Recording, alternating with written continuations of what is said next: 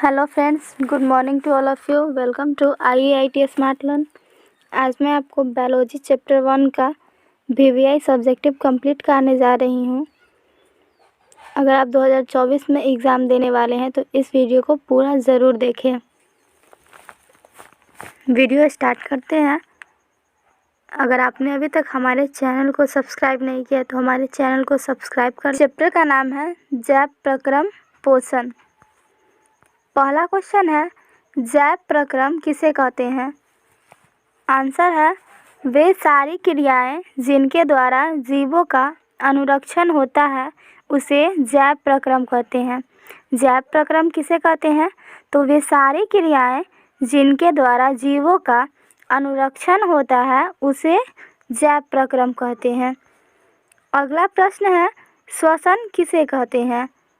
Answer है, सांस लेने और छोड़ने की क्रिया को श्वसन कहते हैं।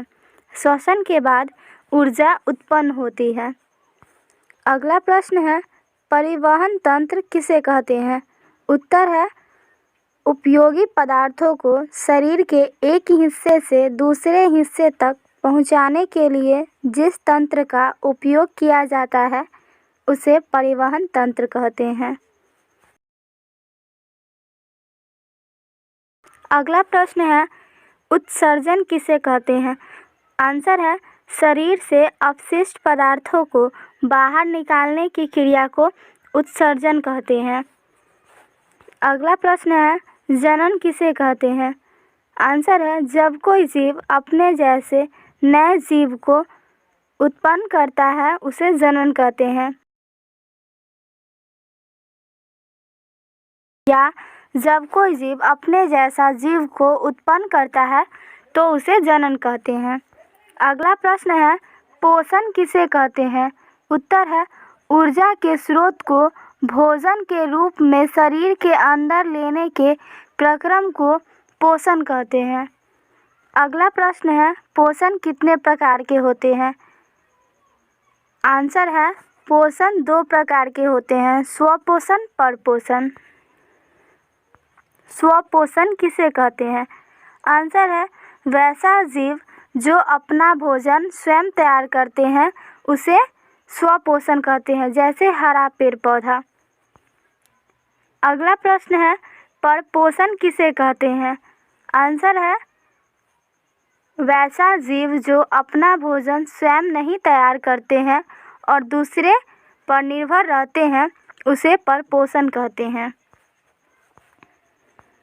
अगला प्रश्न है, परपोषण कितने प्रकार के होते हैं? उत्तर है, परपोषण 3 प्रकार के होते हैं। पहला मृतजीवी पोषण, दूसरा परजीवी पोषण, तीसरा प्राणी संपोषण। अगला प्रश्न है, मृतजीवी पोषण किसे कहते हैं? आंसर है, ऐसे जीव जो सड़े गले पदार्थों से अपना भोजन प्राप्त करते हैं उसे मृतजीवी पोषण या मृतोपजीवी कहलाते हैं।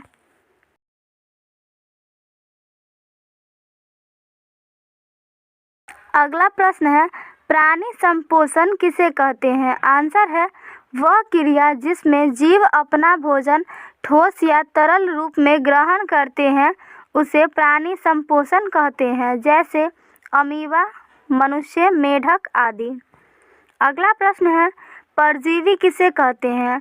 आंसर है, वे जीवधारी जो अपना पोषण दूसरे जीवधारी से प्राप्त करते हैं उन्हें परजीवी कहते हैं।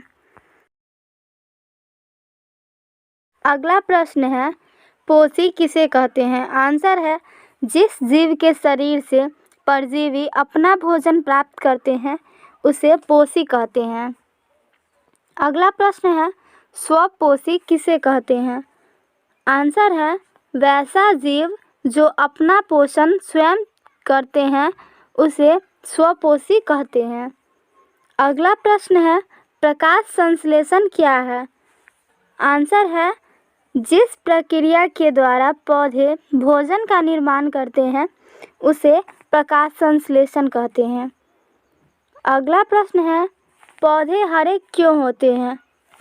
आंसर है, क्लोरोफिल वर्णक की उपस्थिति के कारण पौधे हरे होते हैं। ये क्वेश्चन आपको ऑब्जेक्टिव में भी पूछा जा सकता है आपसे कि पौधे का रंग हरा क्यों होता है, तो आपको टिक लगाना है क्लोरोफिल के कारण। अगला प्रश्न है, हरित लवक किसे कहते हैं?